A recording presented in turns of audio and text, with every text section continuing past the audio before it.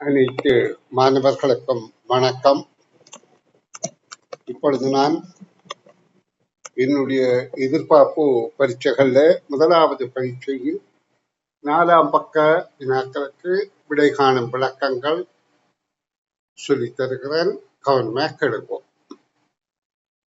16வது கேள்வி, ஒரு முட்டை வியாபாரி திங்கள், செவ்வாய், புதன் ஆகிய 3 தினங்களிலும் ஒரே மாதிரியான சமமான எண்ணிக்கை முட்டைகளை வித்தியாசமான விலைகளில் வாங்கி சேகரித்தார். அவர் திங்கட்கிழமை ரூபாய் 50 படியும், செவ்வாய்க்கிழமை ரூபாய் 30 படியும், செவ்வாய்க்கிழமை ரூபாய் 40 படியும், புதன்கிழமை ரூபாய் 30 படியும் வாங்கினார். அடுத்த நாள் வியாழக்கிழமை அனைத்து முட்டைகளையும் ரூபாய் 40 படி விற்று முடித்தார். இவ்வியாபாரம் மூலம் வியாபாரிக்கு ஏற்பட்டது.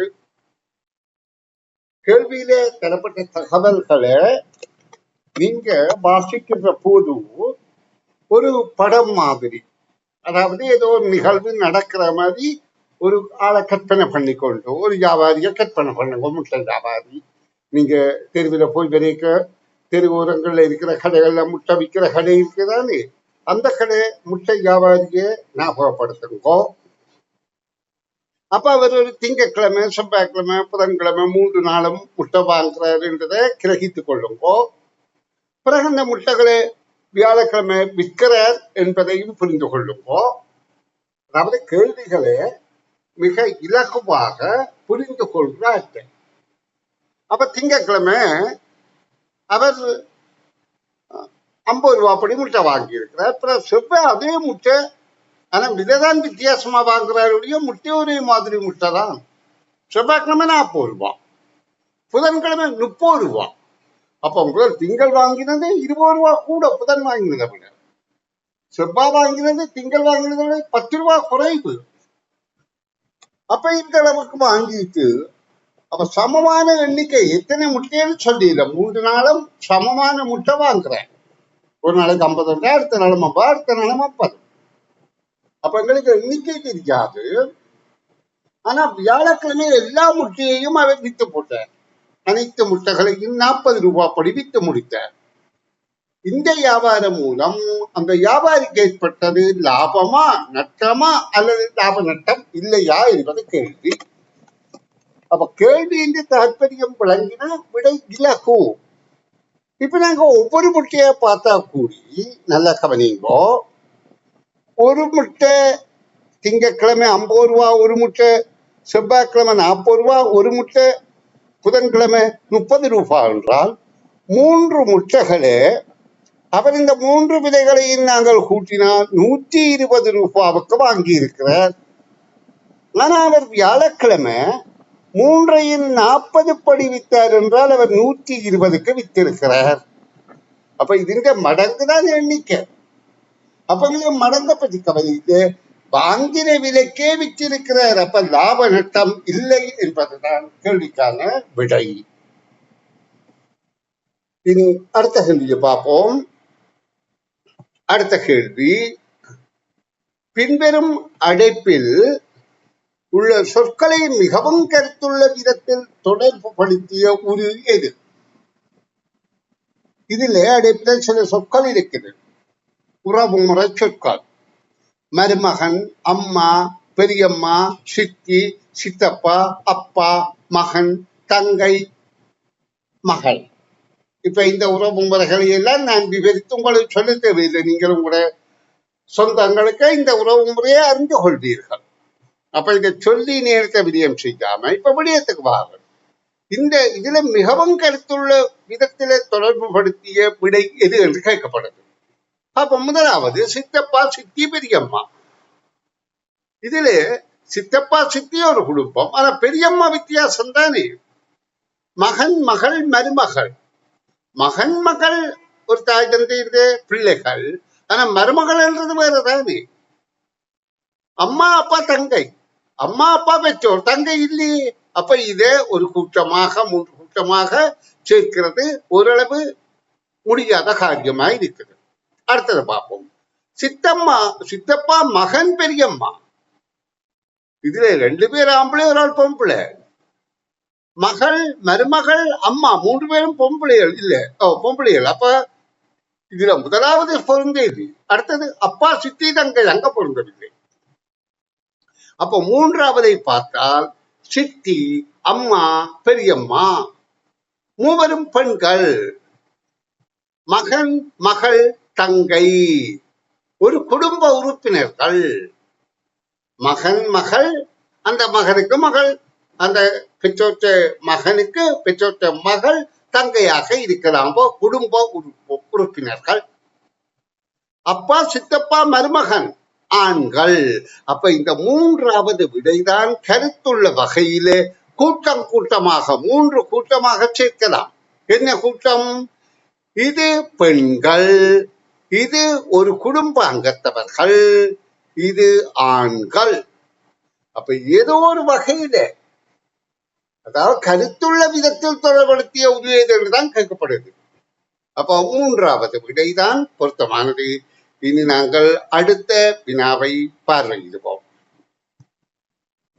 31 நாட்களை கொண்ட மாதத்தில் 6ஆம் திகதி செவ்வாய்க்கிழமை, 14ஆம் திகதி புதன்கிழமை, 22ஆம் திகதி வியாழக்கிழமை ஆகின் அம்மாதத்தின் வெள்ளி சனிக்கிழமை அமையின் திகதிகள் எவை? இப்ப பாருங்க, இந்த கேள்வியை நாங்க அந்த கேள்வியின் சரியான கருத்தோடு அணுகுகின்ற போது விடை இலகுவாக வரும். ஒரு மாதத்துல 31 நாள் இருக்கலாம். அந்த மாதத்தின் 6ஆம் திகதி செவ்வாய்க்கிழமை என்று சொல்லப்படுது. அப்ப அதுக்கு பிறகு 14ஆம் திகதி புதன்கிழமை. அப்ப இந்த இதுக்கு அடுத்து அரை கூட்டினா இது 13. 14ஆம் திகதி புதன்கிழமை, அடுத்த வாரத்துல வார நாள் புதன்கிழமை. அதே மாதிரி 14 கூட்டினா 21. 21க்கு அடுத்த 22 வியாழக்கிழமை என்று சொல்லப்படுது. இப்ப எங்களுக்கு கேள்வி என்ன? அந்த மாதத்தின் வெள்ளிக்கிழமை சனிக்கிழமை, இந்த வெள்ளிக்கிழமையாக சனிக்கிழமையாக அமையின் திகதிகள் அல்லாதது, அதாவது வெள்ளி சனியாக பெறாதது என்றுதான் கேட்கப்படுகிறது. அப்ப நாங்க இதுல இந்த வெள்ளிக்கிழமையை பார்த்தால் வெள்ளிக்கிழமை 23 வருகிறது, சனிக்கிழமையை பார்த்தால் 24 வருகிறது. அப்ப இதுக்கு முதல் வெள்ளிக்கிழமை 7 முன்னுக்கு இருக்கும், அல்ல எனிவார வெள்ளிக்கிழமை 7 கூடவா இருக்கும். அப்ப எனிவார வெள்ளிக்கிழமை 30, அடுத்த சனி 31. இதுக்கு முதல் என்று சொன்னால் இங்க பாருங்க, 31 7 கழிந்தா 24, அப்ப 17. 17 7 போனா 10, 10 7 போனா 3.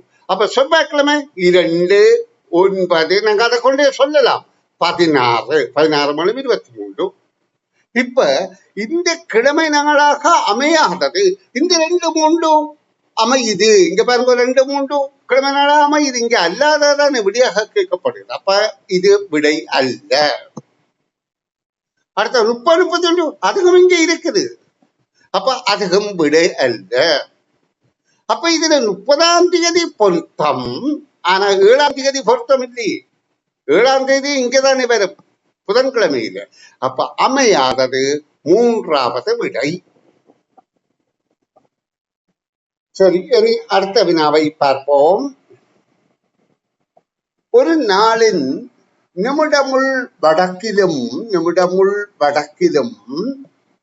மணிமுள் கிழக்கிலும் அல்லது மேற்கிலும், மணிமுள் என்றது சின்ன முள், கிழக்கிலே அல்லது மேற்கிலே அதிக நேர இடைவெளிகளில் செங்கோணமாக அமையும் வேலைகள் எவை?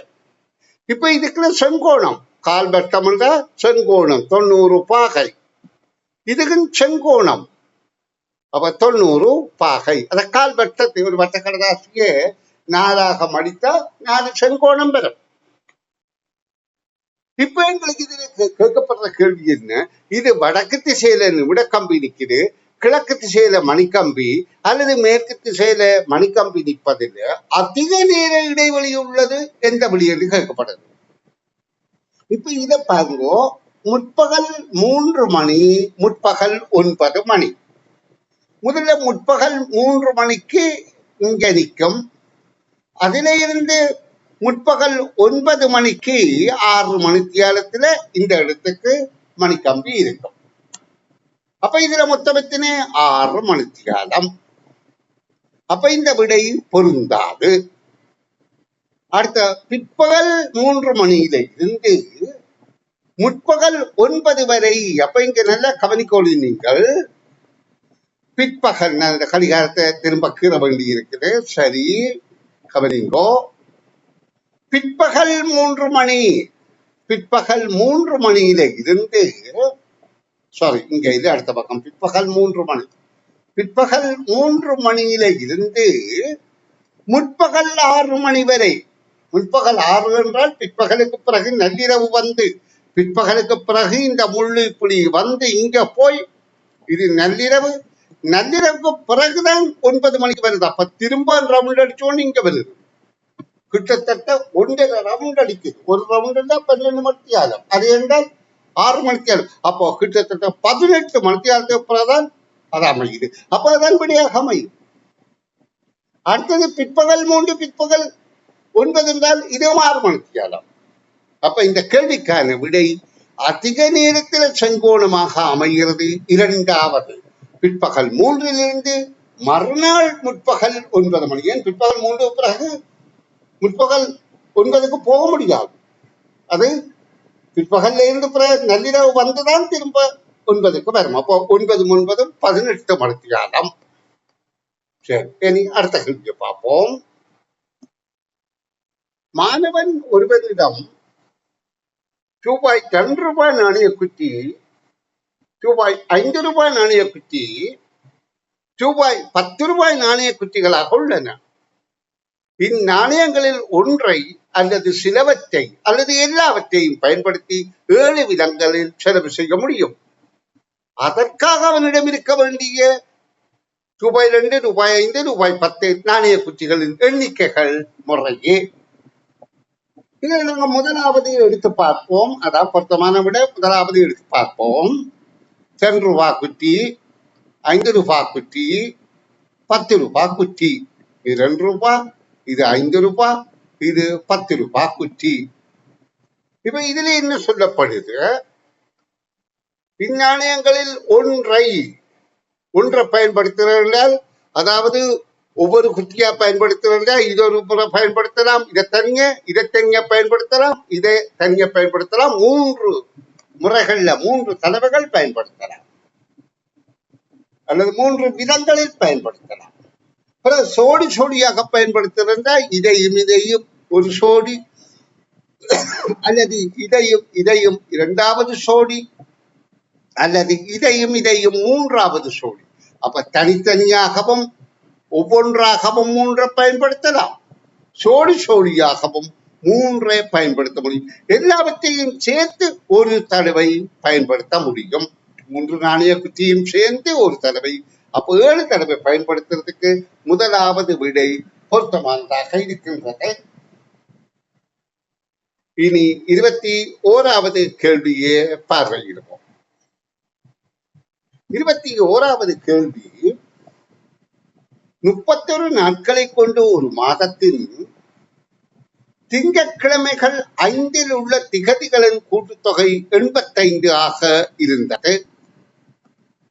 அதாவது திங்கட்கிழமை 5 கூட்டுத்தொகை 85 இருந்தது. அந்த மாதத்தின் திங்களுக்கு அடுத்த செவ்வாய்க்கிழமை 4 செவ்வாய்க்கிழமைகளின் கூட்டுத்தொகை யாது? இப்ப எங்களுக்கு இந்த மாத நாட்காட்சிகள்ல 31 நாள் இருந்தால்தான் 85 திகதிகள் கூட்டுத்தொகை வரும் என்பது அடிக்கடி பயிற்சி செய்து கிரகித்து மூலையிலே இருக்கணும். அதாவது 3ஆம் திகதி, 10ஆம் திகதி, 17ஆம் திகதி, 24ஆம் திகதி, 31ஆம் திகதி இந்த அளவும் கூட்டினால்தான் 85 என்பதை புரிந்து கொள்ளுங்கோ.